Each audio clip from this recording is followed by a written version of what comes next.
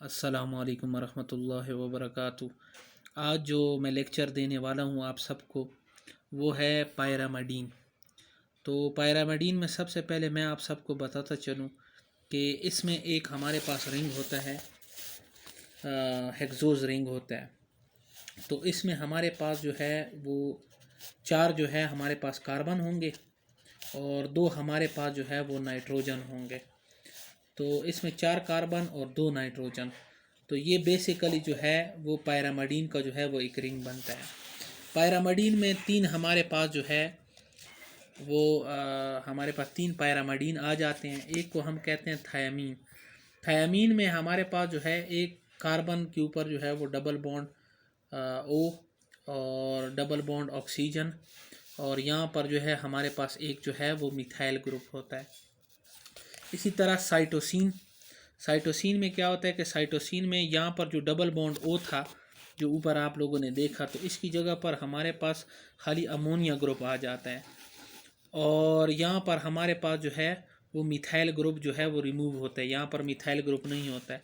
اور جو یوروسیل ہوتا ہے، یوروسیل میں بھی یہی ہیکزوز رنگ ہوتا ہے، لیکن اس میں جو ہے ڈبل بانڈ خالی آکسیجن ہوتا ہے۔ تو میں یہاں پر یہ بات کہہ سکتا ہوں کہ جو بیسک آپ کے پاس نیوکلیس ہے، وہ بیسک نیوکلیس ہمارے پاس جو ہے وہ یوروسیل ہے، کیونکہ یوروسیل میں آپ لوگ دیکھ رہے ہیں کہ یہاں پر صرف ڈبل بانڈ آکسیجن ہے اور یہاں پر سمپل جو ہے دو ہائیڈروجن کے مالیکیول ہیں۔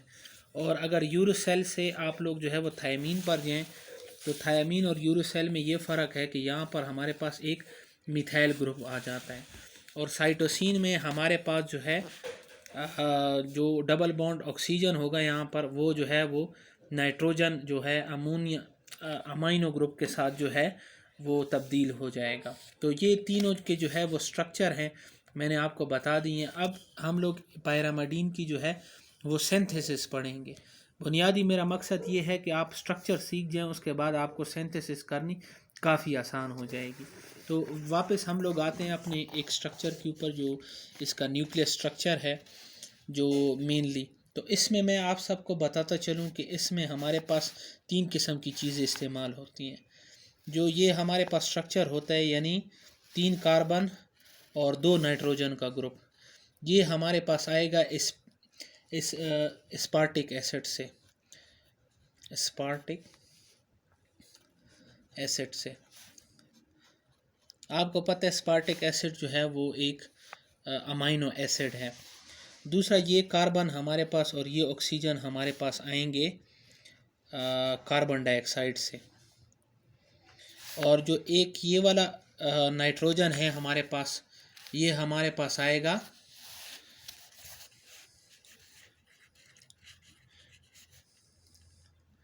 گلوٹامین سے۔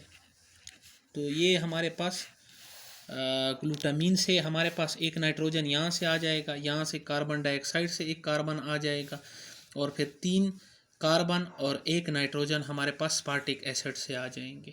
تو یہ وہ تین چیزیں ہیں جو ہمارے پاس استعمال ہوں گی، اور ہمارے پاس جو ہے وہ پائرامڈین کی جو ہے وہ سینتھیسس ہوگی۔ تو سب سے پہلے پائرامڈین کی سینتھیسس میں سب سے پہلے ہم لوگ یوروسیل کو سینتھیسائز کریں گے، اور پھر جو ہے یوروسیل سے پھر ہم لوگ جائیں گے اور مزید جو ہے وہ پائرامڈین کو سینتھیسس ان کی کریں گے۔ ابھی ہم لوگ پائرامڈین کی سینتھیسس پڑھیں گے۔ تو سمپل میں آپ سب کو بتاتا چلوں کہ یہاں پر ایک دو اے ٹی پی ہمارے پاس مولیکیول ہوتے ہیں، ایک کاربن ڈائی آکسائڈ اور ایک گلوٹامین۔ ٹھیک ہے، گلوٹامین ہمارے پاس جو ہے یہاں پر امائنو گروپ ڈونیٹ کرے گا۔ تو یہاں پر دو اے ٹی پی مولیکیول، ایک کاربن ڈائی آکسائڈ، اور یہاں سے ہمارے پاس امائنو گروپ جو ہے وہ ڈونیٹ ہو جائے گا کاربن کو۔ تو بیسیکلی یہاں پر ہمارے پاس ایک دو اے ڈی پی کے مولیکیول اور پلس ایک فاسفیٹ یہ ریلیز ہو جائے گا۔ اور دوسرا ہمارے پاس کیا ریلیز ہوگا کہ گلوٹامین اگر آ رہا ہے اپنا امائنو گروپ دے دیا، تو گلوٹا میٹ جو ہے یہاں پر ہمارے پاس ریلیز ہو گیا۔ تو یہ ہمارے پاس نیٹ جو ہے وہ کمپاؤنڈ بن گیا کہ ایک امونیا ڈونیٹ کر دیا گلوٹامین نے، اور یہ ہمارے پاس جو ہے وہ کاربن ڈائی آکسائڈ کا مولیکیول ہے، اور ایک یہ جو فاسفیٹ بچ گیا تھا، تو یہ اس کو جو ہے وہ ڈونیٹ ہو گیا۔ تو اس کمپاؤنڈ کو ابھی ہم لوگ کہیں گے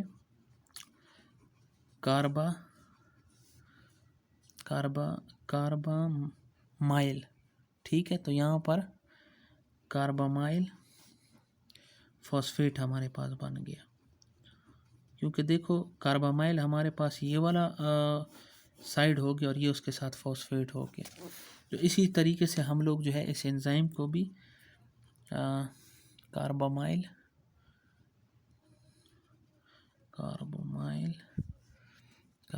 فاسفیٹ سینتھیز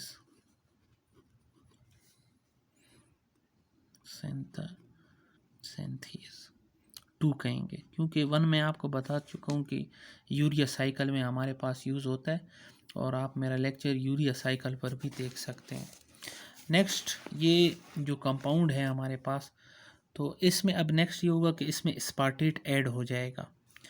یعنی میں نے آپ کو بتایا تھا کہ 3 کاربن اور 1 نائٹروجن ہمارے پاس یہ جو اسپارٹیٹ ہوگا امینو ایسڈ، یہ جب اس میں ایڈ ہو جائے گا تو اور اس سے جو ہے جو بقایا چیز ہوگی، یہ جو فاسفیٹ ہوگا یہ نکل جائے گا. تو یہ فاسفیٹ اس سے باہر نکل گیا. تو نیکسٹ ہمارے پاس کیا بچا؟ نیکسٹ ہمارے پاس یہ والی چیز بن گئی. اب یہ آپ کو پتہ ہے کہ پیچھے امونیا گروپ یہاں سے چلی آ رہا ہے. یہ جو ہے وہ جو آپ کے پاس جو کاربن ڈائی آکسائڈ والا جو ایک کاربن تھا وہ ہو گیا. یہ نائٹروجن جو ہے اسپارٹیٹ کا امائنو گروپ ہو گیا، اور یہ آکزیلک گروپ ہو گیا. یہ الفا کاربن ہے، یہ بیٹا ہے، اور یہ گاما ہے. اور گاما کاربن کے بارے میں آپ سب کو بتاتا چلوں کہ یہ جو ہے ہمارے پاس یہ بھی جو ہے وہ COOH یہاں پر اس کے ساتھ لگا ہوا ہوتا ہے. تو یہ پورا اسپارٹیٹ کا مولیکیول ہے. یعنی اگر اسپارٹیٹ کے مولیکیول کو میں ڈرا کروں تو یہ اس کے ساتھ امونیا گروپ ہو گیا، کاربن اور C ڈبل بانڈ COOH اور C اور C، اور جو تیسرا C جو ہمارے پاس لگا ہوا ہے اس کے ساتھ یعنی ڈبل بانڈ OH. ٹھیک ہو گیا. تو یہ وہی اسپارٹیٹ کا سٹرکچر ہے جو اس کے ساتھ میں نے فیوز کر دیا ہے. تو اس کو ابھی ہم لوگ کیا کہیں گے؟ یہ جو ہمارے پاس جو نیٹ ہمارے پاس مولیکیول بن گیا ہے، اس کو ہم لوگ کہیں گے، کیونکہ دیکھو اس کے ساتھ کاربامائل گروپ ہے، تو کاربامائل اسپارٹیٹ. کیونکہ کاربامائل اور اسپارٹیٹ آپس میں مل چکے ہیں، تو اسی لیے اس کمپاؤنڈ کا نام جو ہے کاربامائل اسپارٹیٹ ہو گیا. اور یہ جو انزائم ہوگا ہمارے پاس اس کا نام ہوگا وہ اسپارٹیٹ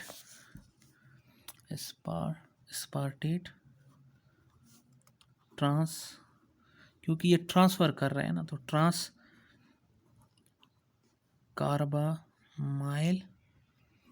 کاربامائلیز.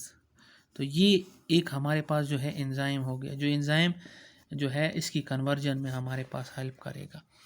نیکسٹ ہم لوگ چلتے ہیں دوسرے ری ایکشن کے اوپر. دوسرے ری ایکشن میں کیا ہوگا کہ ہمارے پاس جو یہ رنگ ہوگی یہ کمپلیٹ ہو جائے گی. تو اس میں دیکھو نائٹروجن اور کاربن کے بیچ میں جو ہے وہ بانڈ بن گیا ہے. تو اب بیسیکلی ہمارے پاس یہ ہوا ہے کہ یہاں سے ایک ہمارے پاس جو OH مولیکیول تھا وہ نکل گیا، اور ایک یہاں پر جو ہائیڈروجن تھا یہ نکل گیا. تو یہاں پر ہمارے پاس جو ہے ایک واٹر مولیکیول جو ہے وہ باہر نکل گیا، اور دوسرا جو ہے اس میں ہم لوگوں نے ایڈ کر دیا ایک ہائیڈروجن آئن کو. اور یہ جو نیٹ ہمارے پاس جو کمپاؤنڈ بن چکا ہے اس کو ہم لوگ کہتے ہیں ڈائی ہائیڈرو اور اوروٹیٹ. یعنی یہ ہمارے پاس جو ہے وہ اوروٹیٹ بن چکا ہے. اور یہ جو انزائم ہوگا اس کو ہم لوگ ڈائی ہائیڈرو اوروٹیز، یعنی اس انزائم کا ہم لوگوں نے یہ نام کر دیا. تو یہ بڑا سمپل ہے. اب ڈائی ہائیڈرو سے یہاں پر جو ایک ہائیڈروجن یہاں سے ہٹ جائے گا اور ایک ہائیڈروجن ہمارے پاس یہاں سے ہٹ جائے گا. تو وہ بیسیکلی کون ہمارے پاس ہیلپ کرتا ہے؟ جو FAD ہوتا ہے وہ FAD2 میں بدل جاتا ہے، اور یہاں سے جو ہے ہمارے آپس میں جو ہے ان کی ڈبل بانڈ بن جاتی ہے. تو اس کا نام کیا ہوگا؟ اوروٹیٹ نام اس کا ہم لوگ رکھ دیں گے. تو یہ اوروٹیٹ تک ہمارے پاس جو ہے وہ مکمل ہو چکے ہیں آپ کے پاس. اور یہ جو انزائم ہے اس کا بھی نام میں آپ سب کو بتاتا چلوں کہ اس کا کیا نام ہوگا. اس کا نام ہوگا ڈائی ہائیڈرو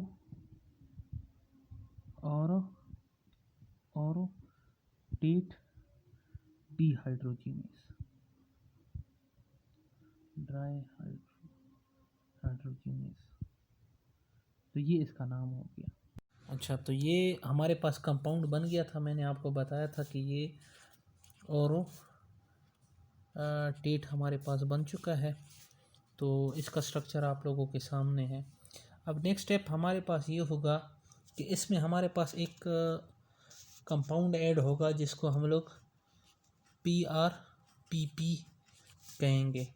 तो P जो है वो फॉस्फेट राइबो यानी फॉस्फो राइबो पायरोफॉस्फेट, यानी ये कंपाउंड जो है इसमें ऐड होगा। और जो 2 पायरोवेट होंगे वो हमारे पास यानी पायरोफॉस्फेट यानी 2 फॉस्फेट जो होंगे वो निकल जाएंगे।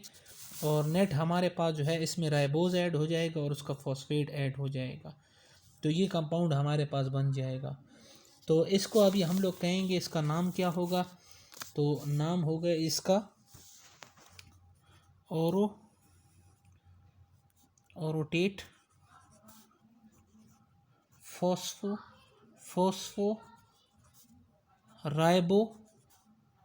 राइबोसाइल ट्रांसफरेज। तो ये जो है हमारे पास ये कंपाउंड जो है वो बन जाएगा। तो ये हमारे पास ऑर्नेटेट फॉस्फो राइबोसाइल ट्रांसफरेज एंजाइम जो है वो यहाँ पर हेल्प करेगा। और ये हमारे पास जो है नेट रिएक्शन में हमारे पास ये जो होगा ऑर्नोटेट, तो ये जो है राइबोज और फॉस्फेट के साथ मिल जाएगा। तो ये जो कंपाउंड होगा इसका नाम होगा औरोटेडीन 5, क्योंकि 5 पोजीशन पर है, 5 मोनो फॉस्फेट। तो ये हमारे पास बन जाएगा। लास्ट स्टेप है कि इसमें से ये जो चीज़ है ये हमारे पास एक्स्ट्रा है, तो एक कार्बन डाइऑक्साइड का मॉलिक्यूल हमारे पास निकल जाएगा और ये जो है लास्ट हमारे पास ये वाली चीज़ बन जाएगी। और ये हमारे पास है यूरेटिडीन 5 मोनो फॉस्फेट यानी UMP हमारे पास बन जाएगा। तो ये आप लोगों को पता होगा कि पीछे हमने जो यूरेसेल का स्ट्रक्चर पढ़ा था, तो ये वही यूरेसेल का जो है वो स्ट्रक्चर है हमारे पास। यहाँ पर जो एंजाइम होगा तो उसको अभी हम लोग जो है OMP डी कार्बो ऑक्सीलेज, यानी जो इससे कार्बन डाइऑक्साइड का मॉलिक्यूल निकाल देगा, तो सिंपल नाम OMP डी कार्बो ऑक्सीलेज एंजाइम होगा। तो ये हमारे पास जो है UMP बन चुका है यहाँ पर। अब नेक्स्ट जो है UMP बनाने के बाद हमारा नेक्स्ट टारगेट होगा कि UMP से हम लोग किस तरह जो है वो CMP बनाएं और किस तरह जो है हम लोग जो है थायामीन जो है वो मोनोफॉस्फेट, तो ये किस तरह भी हम लोग इससे बनाएंगे, या ट्राईफॉस्फेट या ये UMP जो है वो आगे डीऑक्सी जो है वो किस तरह बन जाएगा, तो वो अभी हम लोग नेक्स्ट लेक्चर में देखेंगे। तो अभी नेक्स्ट हम लोग जो है वो UMP से CMP बनाएंगे। तो UMP जो है वो मैं आप लोगों को पीछे पढ़ा चुका हूँ। और UMP से हमारे पास सबसे पहले UTP बन जाएंगे। यानी UTP बनाने के लिए आपको पायरोफॉस्फेट को इसमें ऐड करना होगा। और यहाँ पर जो हमारे पास एंजाइम होगा वो न्यूक्लियोसाइड डाइफॉस्फोकाइनेज, यानी ये एंजाइम होगा जो इस जो है रिएक्शन को एक्सेलरेट करेगा। UTP बनाने के बाद नेक्स्ट जो है वो हमारे पास आ जाएगा CTP। तो CTP के बारे में मैं आपको ये बात बताता चलूँ कि UTP जो है UTP से CTP बनेगा। तो यहाँ पर मैं बताता चलूँ कि UTP और C में यानी कि यूरेसेल और जो है साइटोसिन में सिर्फ़ और सिर्फ हमारे पास अमोनिया का यानी अमाइनो ग्रुप का फ़र्क है। तो अमाइनो ग्रुप ऐड करने के लिए हमारे पास जो है वो ग्लूटामीन आएगा और ग्लूटामेट में बदल जाएगा। इसका मतलब ये है कि अपना जो एक जो है अमोनिया जो ग्रुप होगा वो इसमें ऐड कर देगा। اس کے لیے ہمارے پاس انرجی چاہیے. اے ٹی پی جو ہے وہ اے ڈی پی اور فاسفیٹ میں بدل جائے گا اور انرجی پرووائڈ کر دے گا. اور اس انزائم کا ہمارے پاس نام ہوگا سی ٹی پی سینتھیز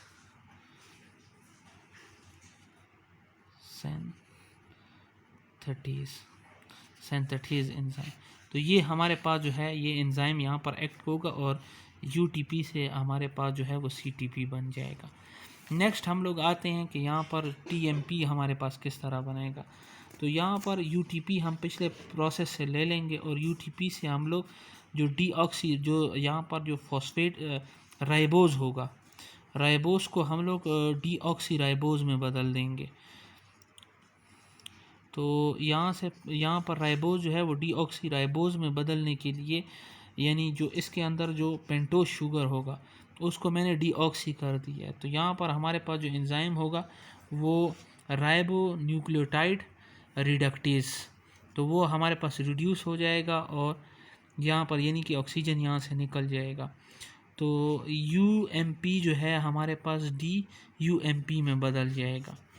تو یہ جو ہوگا ڈی آکسی یو ایم پی، تو یہ ہمارے پاس جو ہے فائنلی جو ہے وہ ڈی ٹی ایم پی میں بدل جائے گا. اور یہاں پر جو ہمارے پاس انزائم ہوگا وہ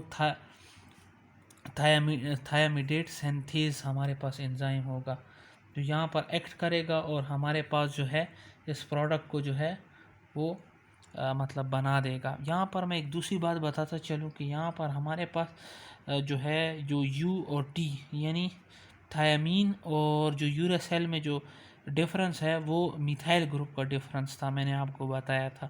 تو وہ میتھائل گروپ ہمارے پاس جو ہے ایک جو ہے وائٹامن ہے جس کو ہم لوگ فولیٹ بولتے ہیں. تو فولیٹ ایکٹیو فارم میں ہو تو اس کو ہم لوگ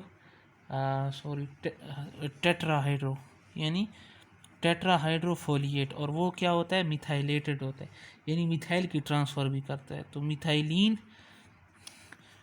ٹیٹرا ہائیڈرو فولیٹ ادھر ایکٹ کرے گا اور ہمارے پاس ڈائی ہائیڈرو فولیٹ میں بدل جائے گا اور اپنا جو میتھائل گروپ ہوگا وہ اس کو ٹرانسفر کر دے گا. تو یہ ہمارے پاس ایک سمپل سا ریئیکشن ہے جو میں نے آپ سب کو بتا دیا ہے. اب یہ جو آگے میں آپ کو جو ہے یہ بھی بتاتا چلوں کہ یہ جو ڈائی ہوگا نا یہ واپس اس میں کنورٹ ہو جائے گا، یعنی ڈائی ہائیڈرو فولیٹ جو ہے وہ میتھائلین ٹیٹرا ہائیڈرو فولیٹ میں بدل جائے گا. تو یہاں پر بھی ہمیں ایک انزائم کی ضرورت ہے جس کو ہم لوگ ڈائی ہائیڈرو فولیٹ ریڈکٹیز ہم لوگ بولیں گے. تو ریڈکٹیز یہ انزائم ایکٹ کرے گا تو ڈائی ہائیڈرو فولیٹ جو ہے وہ واپس میتھائلین ٹیٹرا ہائیڈرو فولیٹ میں جو ہے وہ بدل جائے گا، یعنی کہ مینلی جو ہے وہ ٹیٹرا ہائیڈرو فولیٹ میں بدل جائے گا اور پھر بعد میں اس کی میتھائلیشن ہو کے اور وہ میتھائلین ٹیٹرا فولیٹ میں بدل جائے گا. تو یہ سمپل سا ریئیکشن تھا. ہم نے آپ کو یوراسیل سے پہلے جو ہے وہ سسٹین بنا دیا، پھر یوراسیل سے ہم لوگوں نے تھائمین بنا دیا. تو یہ اب آپ کا پورا پیرامیڈین کی سینتھیسس ہو چکی ہے. تو آپ کا کوئی بھی کویسچن ہو نیچے کمنٹ میں کر سکتے ہیں. پھر ملیں گے، تب تک کے لیے اللہ حافظ.